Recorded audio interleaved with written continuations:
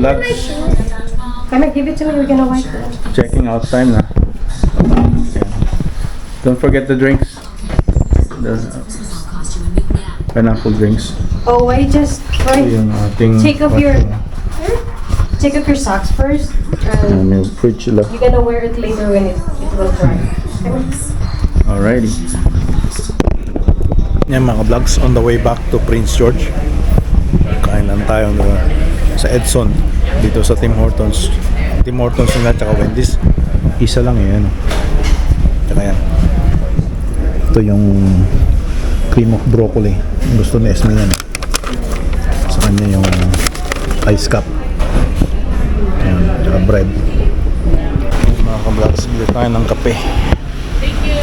Okay, salamat.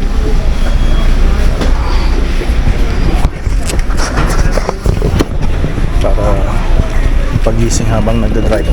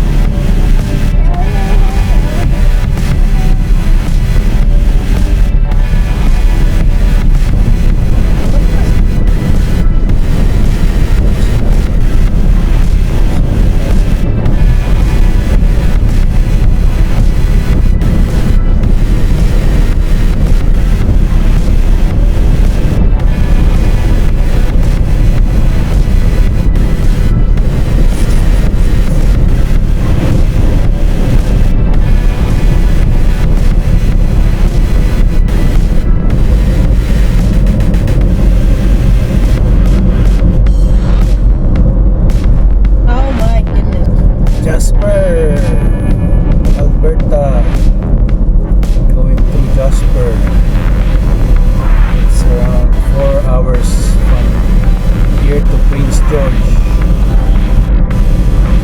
Lapit lang.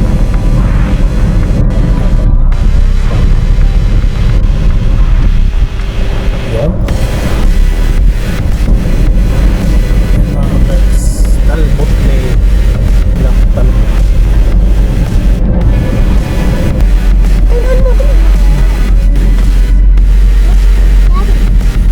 There's a boat. Right there on the left. Yeah. It's a puwet. There's always a puwet.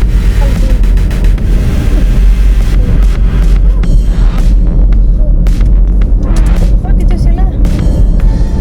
Magkain na. Tapos na yung mga bundal. Ayan mga fort. Nakakaya yung green na green na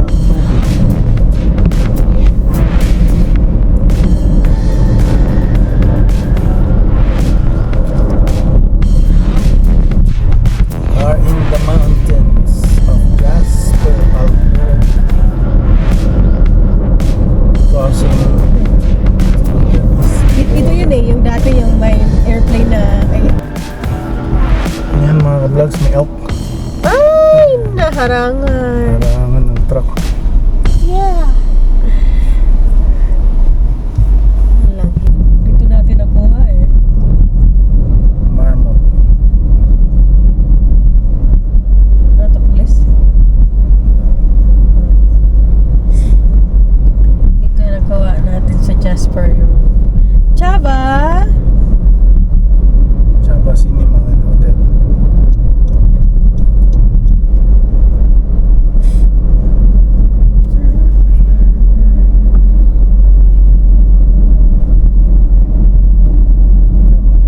Gusto mong umakyat sa pyramid?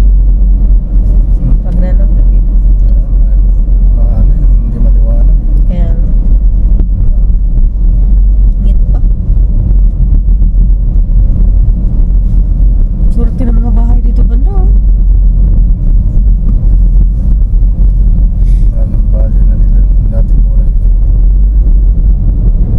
Swerte nila. Saan ba yun si Chaba? Nalagpasan na natin Chaba Hotel.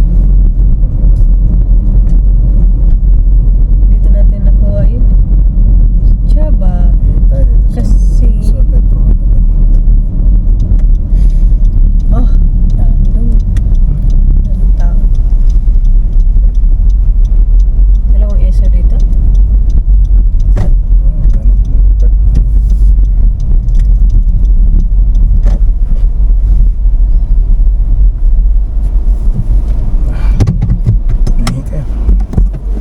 Oops.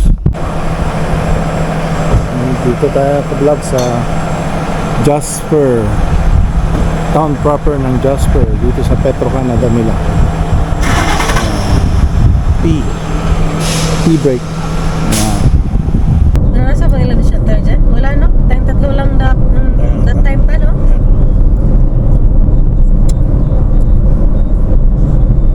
Yes, right from mga vlogs.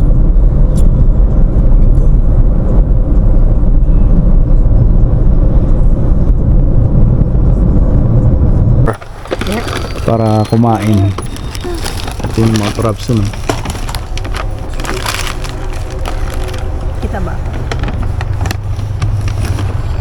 Vlogs. Jollibee. Para palabok.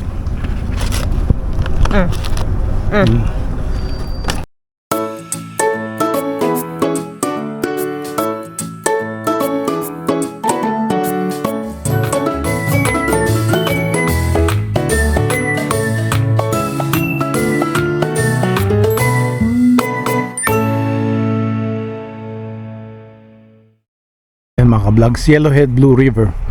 In 1942, over 21,000 Japanese Canadians were unjustifiably removed from British Columbia's coast.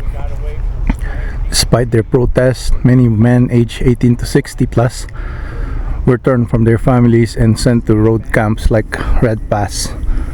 Internees gave 290,238 man-days of labor under severe conditions to build the Blue River Jasper connection. may ano pala dito. Mga ka-vlogs, yung Berg Lake Trail, yung sinasabi nila, 3 days kang pwedeng mag-camping para mapuntahan mo yung Berg Lake, I think. So yan, yung visitor center dito ng Mount Robson. Yan, very dusty dahil sa construction, dust storm. Yan, dito tayo sa McBride. Yan, yan, 2 hours from McBride. Yan, Prince George area sa mountains, canyon. Tsaka ito ang ating datnan dito sa Highway 16, Urusok. Yan yung sun, hindi makita, orange dahil sa ayan, makita nyo, dahil sa ano, sa usok, orange siya. Balik na naman tayo sa wildfire season. Meron natang wildfire dito sa Vanderhoof tsaka Burns Lake. Ayan, mag-evacuate na naman sa yung mga tao sa Prince George. Yung mga vlogs, usok dito sa Prince George. Grabe. Sa Edmonton wala namang usok. Alam mo yung Ayan mga vlogs, so yellow pimples na puputok na. yelo ang araw, si Haring Araw. Mga vlogs, so mausok talaga. Tsaka si Haring Araw. Yan, grabe. Ano pa lang 6:30 pero parang madaling araw.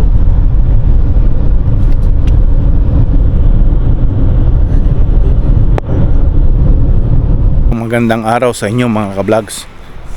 Tayo nandito sa bahay na, nakauwi na tayo kagabi. At ayan, ngayon ang araw natin ay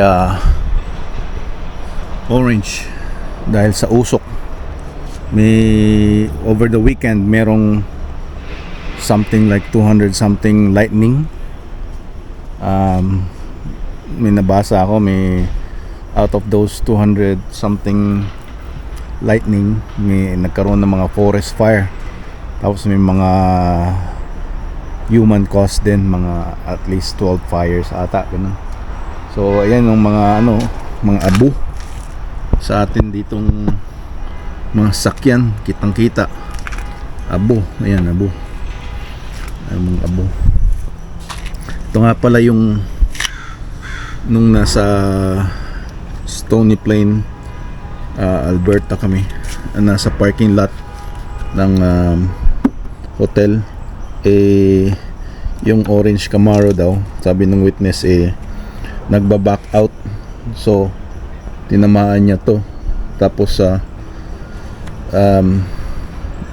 umano siya, umalis siya sa kotse niya, chinek niya, meron din siyang damage, nag-F4 daw, sabi ng witness, si Wayne. At saka ayun, sabi niya umalis, hindi daw nag-leave ng note. So but then the good thing is I was talking to the RCMP, ni-report ko. I didn't get the file number yet, so ni-report ko, and then yung 3 witnesses nandun, si Wayne tsaka yung dalawa niyang kasamang babae.